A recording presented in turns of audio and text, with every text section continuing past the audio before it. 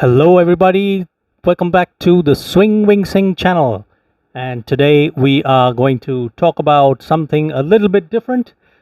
This little kit that I bought, and it's not just one but two of these that I recently purchased, and I bought these off a Indian toy store.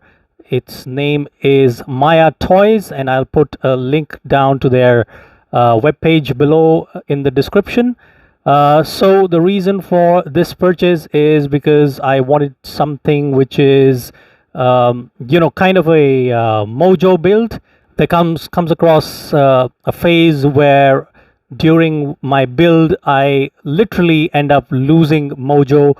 I don't know why it's happening. It's been happening quite a lot these days. I've got enough energy in me to continue with a build, but it just happens. I end up losing mojo, and for days on end, I just feel like doing nothing regarding that build.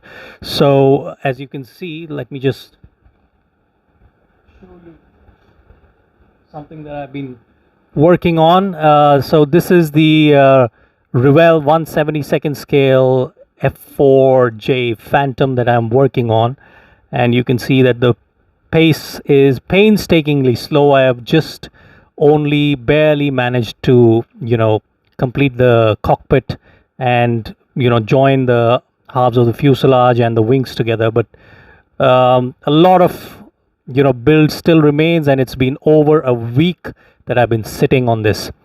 Well, reasons could be varied. One of the reasons is that moved into a new job profile recently, and this job profile really keeps me very, very tied up and busy. Not only that, taking care of my little daughter and everything else that's linked with bringing up a 5-year-old kid. Anyway, so enough talk about that. What we are going to talk about today is this, and I'll take this away. This is the Revell Easy Kit, and you can see this is of the F-18F Hornet. In fact, it should have been F-18F Super Hornet because of the air intakes, the square air intakes that you see, and of course the weapons that it's carrying. I had gifted one of the F-18C Hornets to one of my friends. He could put it together in just no time. It took about 15 minutes for him to go through the instructions and assemble it and put it together. So I bought these kits. These are like the mojo builds. Probably it may end up giving me that push that I need to continue on with the other more complex builds that I'm working on. If I turn this to the side, here you can see it says F-18F 1/100 scale, about 183 millimeters. That's the length of the finished build. The part number is 06626.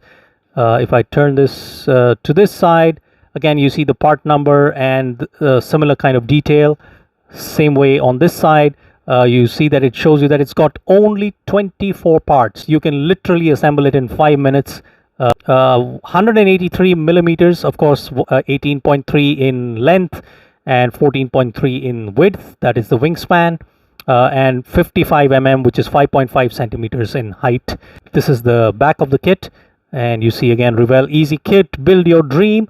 It shows you all the parts here, all the parts that you need to assemble the kit, and you can see there are just very limited parts. You can just you don't even need to look at the instructions, just look at these parts and you can pretty much figure out what goes where, and you can just put it together in no time. Some detail, of course, here. Some warning messages here. It says that these are plastic parts, not meant for kids. Kids should attempt it under adult supervision. Some details about it: speed 2040 kilometers per hour. I doubt that is the speed of the F-18. Length 17.07 meters, so this is for the real one, and the wingspan of 12.26 meters. Here's the barcode. So let's quickly tear off the packaging and have a look at the sprues inside it.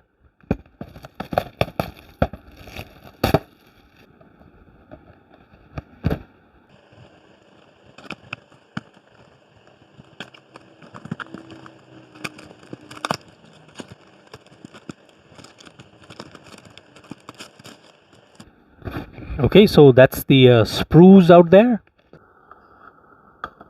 Aha, so that's the tail section. So they've included that separately just to show, you know, how the tail is going to look like once it is built. The other tail section is in here, as you can see. And what else do we have in the box? Let me see.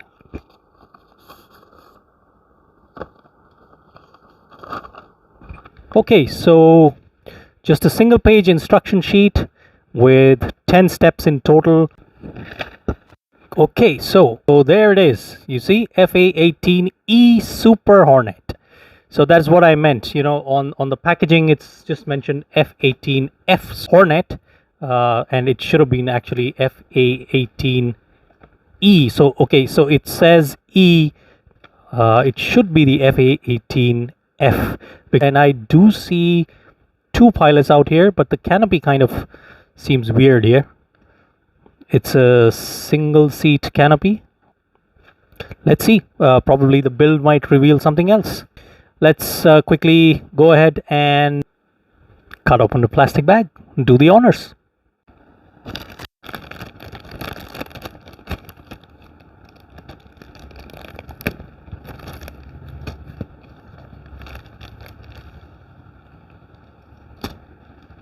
Okay, so here we are. I've got the sprues laid out for you here. So there are two sprues for the entire assembly of the kit, and one of course is the vertical stabilizer, and a third clear part. Now this clear part, it clearly looks like a single seater canopy, so it is the FA18E, but I'm not sure why there are two seats here.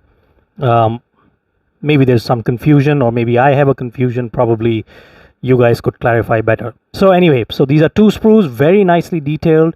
You can see that it is pre-painted, so there are no decals or decals. I prefer to call them decals. So there are no decals included because it is pre-painted, and the paint definitely looks very nice. The plastic quality looks nice, and you can see that it's got these little notches here in the wings as well, in the wing section. Let me bring a close up here. In the wing section you can see those notches.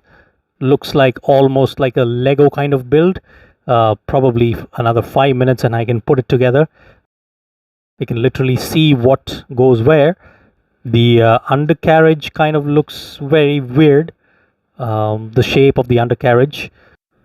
I am planning to build it as a wheels up in-flight model put on a display stand, but I'm not sure if that is really possible. I'll have to give a look at the instructions and I'll probably do a build video. So stay tuned for the assembly video.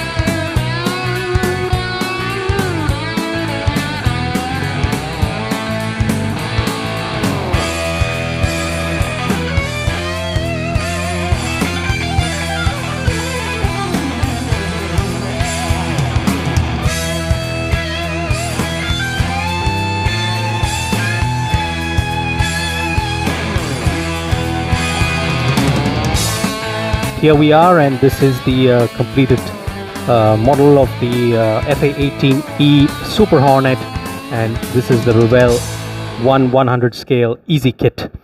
So you can see that it's all ready and assembled, and looks very nice indeed. You can see that the detailing on the surface is quite amazing. Couple of issues that I did face while assembling this kit, and I will make you aware of those issues. The very first thing is the undercarriage system here. Firstly, front one looks kind of okay-ish. The rear ones, they look really funny. I went with what I had in the kit. Although the kit mentions that you don't need glue at all, but there were quite a few places where I felt that a little bit of glue would help, and the first of those would be the undercarriage. It actually slots into a notch inside the underside of the fuselage, and then you have to twist it around to lock it. But the point is that it doesn't stay locked, and the undercarriage it keeps folding back up into the gear bay. So for that, I would suggest that you use some glue while you're working on it. So that was one issue. The other issue is, of course, lots and lots of gaps. There's a similar one on the other side as well, right there. Yeah, right there you can see a similar one, and it's quite a big one. As much as you might try to press it on to fit it, that gap still remains. Now there's a similar gap out here in the assembly of the vertical stabilizer. You can see that's quite a big gap indeed. And there's a similar gap on the starboard section. When you cut out the sprues from the sprue tree, it's going to leave that extra plastic. I mean, you can choose to just go ahead with the build as is, but I wanted my build to be a little clean, so I had to clean it up. Now, in the process of cleaning it up, a little bit of paint does get removed.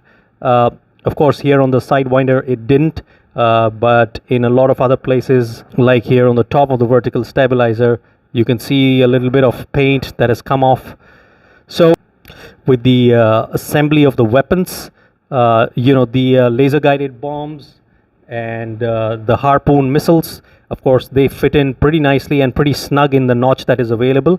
But these, I don't know if they're AMRAAMs or if they're HARM missiles, they fit into this notch out here, like so, and a similar one on the other side. But you can see, it doesn't fit snug. So for this purpose, you would need some glue. And that's the reason why I deliberately left these out. But the other weapons, they connect pretty nicely inside their notches. And last but not the least is, of course, the canopy. You can see there's only, let me just focus a little bit here. Yeah, you can see there is just one pilot name out there, and in the canopy you see there are, I can see two pilots. So I don't know why, and the entire canopy structure it looks like a single-seater canopy rather than a two-seat one. So I'm not sure what confusion there is. Why are there two pilots and a single-seat kind of canopy here, and why they're calling it an F-18E, or should they call it an F-18E, or should it be an F-18F Super Hornet? Well, that confusion still remains, and I would appreciate if some of you can clarify. Another issue is, the presence of flash, as you can see out here on the horizontal stabilizer. I haven't cleaned that up, but there is a little bit of flash that you would need to clean up in order to have a clean build assembly. I've disassembled this twice after assembling it. Second and third time, I was just able to put everything together in just about 5 minutes, or less than 5 minutes, probably just about 2 to 3 minutes. I could assemble the entire thing after disassembling it. So if you're looking for a quick build that gives you that mojo, or just want to probably have your child develop that skill of following an instruction and building something, it's definitely a good model to have. So with that, I close this episode. I hope you enjoyed it. I'll see you again in the next one. Thank you for watching. Bye bye. Take care.